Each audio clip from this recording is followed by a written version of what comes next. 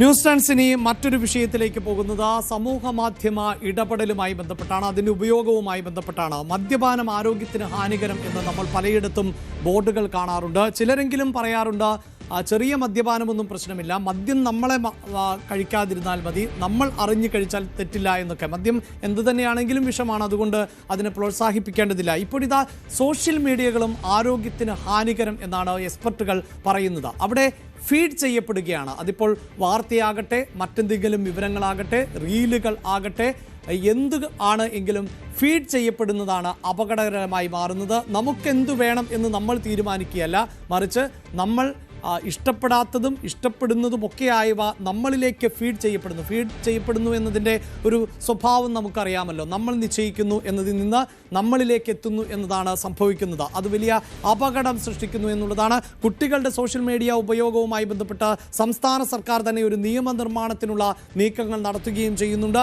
അതേസമയം കേന്ദ്രവും ഈ സോഷ്യൽ മീഡിയയിൽ ഒരു നിയന്ത്രണവുമില്ലാതെ ഇങ്ങനെ മുന്നോട്ട് പോകുമ്പോൾ അതിന് ചില കടിഞ്ഞാണുകൾ ഇടേണ്ടതുണ്ട്, ഉള്ളടക്കത്തിനടക്കം നിയന്ത്രണം ഏർപ്പെടുത്തേണ്ടതുണ്ട് എന്ന് തീരുമാനിക്കുകയാണ്. അങ്ങനെ കേന്ദ്ര IT നിയമത്തിൽ അടക്കം ഭേദഗതി വരുത്തുന്നു എന്നതാണ് വിവരം. അതിൻ്റെ വിശദാംശങ്ങളുമായി സജിത്ത് ചേരുന്നുണ്ട്. സജിത്ത്, സമൂഹ മാധ്യമങ്ങളില്ലാത്ത ഒരു ദിവസത്തെക്കുറിച്ച് പുതിയൊരു തലമുറയ്ക്ക് ചിന്തിക്കാൻ പോലും പറ്റുമെന്ന് തോന്നുന്നില്ല. പക്ഷേ അത് അവരിൽ അറിഞ്ഞോ അറിയാതെയോ ഉണ്ടാക്കുന്ന സാഹചര്യങ്ങൾ, അത് ഭൗതികമായി ഉണ്ടാകുന്നു, ശാരീരികമായി ഉണ്ടാകുന്നു, മാനസികമായി ഉണ്ടാകുന്നു. അതില്ലാതെ ഇപ്പോൾ മുന്നോട്ട് പോകാൻ പറ്റാത്ത സാഹചര്യം. പലർക്കും അവരുടെ സോഷ്യൽ മീഡിയ ഇടപെടലുകളിൽ എത്ര പേർ കണ്ടു, നോക്കി, ലൈക്ക് ചെയ്തു, ഇതൊക്കെയാണ് പലരുടെയും വ്യക്തിത്വത്തെ പോലും നിശ്ചയിക്കുന്നത്. അങ്ങനെയൊരു പശ്ചാത്തലത്തിലാണ് ചില നിയന്ത്രണങ്ങളിലേക്ക് കേന്ദ്രം പോകുന്നത്. എന്താണ് ആ നിയന്ത്രണങ്ങളുടെ വിശദാംശങ്ങൾ സജിത്ത്? അഭിലാഷ് സൂചിപ്പിച്ചതുപോലെ സമീപകാല യാഥാർത്ഥ്യങ്ങളുമായി ഏറ്റവും ചേർന്ന് പോകുന്ന രണ്ട് സുപ്രധാന ഇടപെടലുകളാണ് കേന്ദ്ര സംസ്ഥാന സർക്കാരുകളുടെ ഭാഗത്തു നിന്നും ഉണ്ടാവുന്നത്.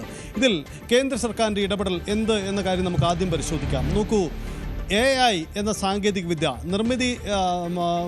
AI സാങ്കേതികവിദ്യയുടെ സാധ്യതകൾ രാജ്യ പുരോഗതിക്ക് ഉപയോഗിക്കുക എന്നത് എല്ലാ ലോകരാഷ്ട്രങ്ങളും ബജറ്റുകളിൽ പോലും ഇടം പിടിക്കുന്ന ഒരു പ്രധാന സാധ്യതയായി മാറിയിട്ടുണ്ട്. പക്ഷേ ഇതുണ്ടാക്കുന്ന ചതിക്കുഴികൾ, അത് നമ്മുടെ യുവ തലമുറയെ, കുട്ടികളെ എങ്ങനെ ബാധിക്കുന്നു എന്ന ഗുരുതരമായ മറ്റൊരു വശം കൂടിയുണ്ട്. ഈ വിഷയത്തിലേക്കാണ് ഇപ്പോൾ കേന്ദ്ര സർക്കാരിൻ്റെ കൈകടത്തൽ ഉണ്ടാവുന്നത്. AIക്ക് കടിഞ്ഞാൺ എന്ന് നമുക്ക് ചുരുക്കപ്പേരിടാം. എങ്ങനെയാണ് ഈ കടിഞ്ഞാൺ? അതായത് AIക്ക് നിയന്ത്രണം എന്ന് പറയുന്നത് അതിൻ്റെ ദുരുപയോഗം തടയുക എന്ന ലക്ഷ്യത്തോടെയാണ് കേന്ദ്ര സർക്കാർ മുന്നോട്ട് വരുന്നത്. തികച്ചും മികച്ച ഉദ്ദേശശുദ്ധി തന്നെയാണ് ഈ നീക്കത്തിന് പിന്നിൽ ഉണ്ടായിരിക്കുന്നത്. അതായത് കഴിഞ്ഞ 2025 ഒക്ടോബറിൽ ചില കരട് ചട്ടങ്ങൾ ആദ്യം പുറത്തു കൊണ്ടുവന്നിരുന്നു. ആ കരട് ചട്ടങ്ങളെ ഒന്നുകൂടി കർക്കശമാക്കുന്ന ചില നീക്കങ്ങളാണ് പുതിയ ചട്ടത്തിലുള്ളത്. ഈ മാസം 20 മുതൽ പുതിയ ചട്ടങ്ങൾ പ്രാവർത്തികമാവുകയാണ്. നമുക്ക് നോക്കാം എന്താണ് ഈ ചട്ടങ്ങൾ, അതിൻ്റെ ഇടപെടലുകൾ എന്നത്. ഒന്ന് നോക്കാം. നമുക്കറിയാം, സമൂഹ മാധ്യമങ്ങളിലടക്കം AI നിർമ്മിത ബുദ്ധി അധിഷ്ഠിതമായ വീഡിയോകൾ, ചിത്രങ്ങൾ, അതിൻ്റെ ശബ്ദം, ഇതൊക്കെ നിലവിൽ സാധ്യമാണ്. വളരെ പ്രയോജനപ്പെടുന്ന അല്ലെങ്കിൽ വലിയ സാധ്യതയായി എല്ലാവരും വളരെ പെട്ടെന്ന് ഉപയോഗപ്പെടുത്തിക്കൊണ്ടിരിക്കുകയുമാണ്. പക്ഷേ ഇക്കാര്യങ്ങളിൽ പുതിയ നിർദ്ദേശം വരുന്നതനുസരിച്ച് ഇത് സംബന്ധിച്ച കൃത്യമായ ചില നിയന്ത്രണങ്ങളാണ് കൊണ്ടുവരുന്നത്. അതായത് ഇനി മുതൽ AI അധിഷ്ഠിതമായ ശബ്ദമോ ചിത്രമോ അതല്ലെങ്കിൽ വീഡിയോകളോ ഉപയോഗിച്ചാൽ അത് AI നിർമ്മിതം എന്നത് അറിയിച്ചിരിക്കണം എന്നതാണ് ഏറ്റവും പ്രധാനപ്പെട്ട ഒരു കാര്യം. അതിൽ ലേബൽ ചെയ്തിരിക്കണം, കൃത്യമായി ഇത് AI നിർമ്മിതം എന്നത് ലേബൽ ചെയ്യണം. ഇപ്പോൾ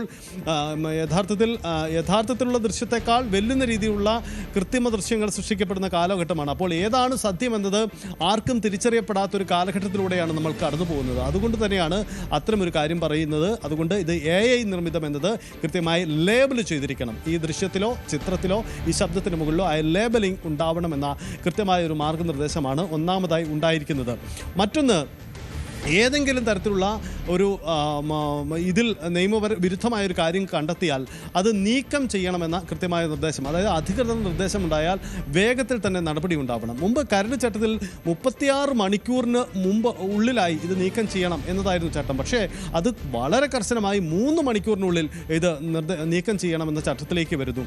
ആരൊക്കെയാണ് ഈ നിർദ്ദേശം നൽകണമെന്ന കാര്യത്തിലും കേന്ദ്ര സർക്കാർ കൃത്യമായ നിർദ്ദേശം മുന്നോട്ട് വെച്ചിട്ടുണ്ട്. തീരുന്നില്ല, ഈ സോഷ്യൽ മീഡിയ പ്ലാറ്റ്ഫോമുകൾ, അതായത് തേർഡ് പാർട്ടികളായി ഇടപെടുന്നത്. അതായത് ഈ സോഷ്യൽ മീഡിയ പ്ലാറ്റ്ഫോമുകളിലാണല്ലോ ഇതെല്ലാം പോസ്റ്റ് ചെയ്യപ്പെടുന്നത്.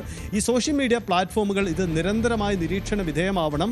ഓരോ 3 ആഴ്ചയിലും ഇത് സംബന്ധിച്ച് ഉപഭോക്താക്കൾക്ക്, സോഷ്യൽ മീഡിയ ഉപയോഗിക്കുന്ന ആളുകൾക്ക് ഇത് സംബന്ധിച്ച നിർദ്ദേശങ്ങൾ കൈമാറണം. അതായത് കേന്ദ്ര സർക്കാരിൻ്റെ IT പോളിസി സംബന്ധിച്ച പുതിയ ഈ നിർദ്ദേശങ്ങൾ സംബന്ധിച്ച കാര്യങ്ങൾ കൃത്യമായി അവരെ അറിയിച്ചുകൊണ്ടിരിക്കണം. എന്ന് മാത്രമല്ല, സോഷ്യൽ മീഡിയയിൽ ഇത്തരം നിയമവിരുദ്ധ നീക്കങ്ങൾ കണ്ടെത്തിയാൽ അത് അധികൃതരെ അതത് സമയങ്ങളിൽ അറിയിക്കണമെന്ന നിർദ്ദേശം കൂടി ഇതോടനുബന്ധിച്ച് നടത്തിയിട്ടുണ്ട്. AI കടിഞ്ഞാൺ എന്ന് പറയുമ്പോൾ അത് ദുരുപയോഗം ചെയ്യുന്നതിനുള്ള നിയന്ത്രണമാണ് കേന്ദ്ര സർക്കാർ ഇതിലൂടെ ഉദ്ദേശിക്കുന്നത് എന്നാണ് പ്രധാനപ്പെട്ട കാര്യം.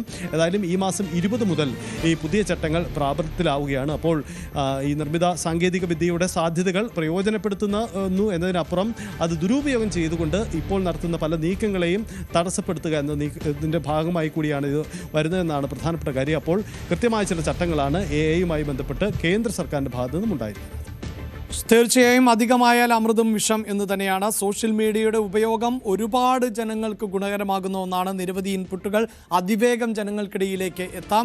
അങ്ങനെയുള്ള എല്ലാ സാധ്യതകളും സോഷ്യൽ മീഡിയ തുറന്നിടുമ്പോൾ അതിൻ്റെ അമിതമായ ഉപയോഗം, തെറ്റായ പ്രചാരണം, പ്രത്യേകിച്ച് AI സാങ്കേതിക സംവിധാനങ്ങൾ മെച്ചപ്പെട്ടതോടുകൂടി ഏതൊരു വിഷയത്തെയും തെറ്റായി ചിത്രീകരിക്കാൻ അനായാസം പറ്റുന്നു. അത് ശരിയെന്ന് തോന്നുന്ന തരത്തിൽ അതൊക്കെ നിമിഷങ്ങൾക്കുള്ളിലാണ് വലിയ തോതിൽ പ്രചരിക്കപ്പെടുന്നത് എന്നും അതെല്ലാം നമ്മൾ വിശ്വസിച്ചു പോകുന്നു എന്നതുമാണ്. അപ്പോൾ ശരിയും തെറ്റും തിരിച്ചറിയാനുള്ള ഒരു സാമാന്യമായ ബോധത്തെ പോലും നശിപ്പിക്കുന്ന തരത്തിലേക്ക് ഇത്തരം സാങ്കേതിക സംവിധാനങ്ങൾ വളരുന്ന പശ്ചാത്തലത്തിൽ കൂടിയാണ് അവിടെ ചില നിയന്ത്രണങ്ങൾക്ക് കേന്ദ്ര സർക്കാർ തയ്യാറെടുക്കുന്നത്. കൂടുതൽ വാർത്തകൾക്ക് News 18 Keralam YouTube channel subscribe ചെയ്യുക.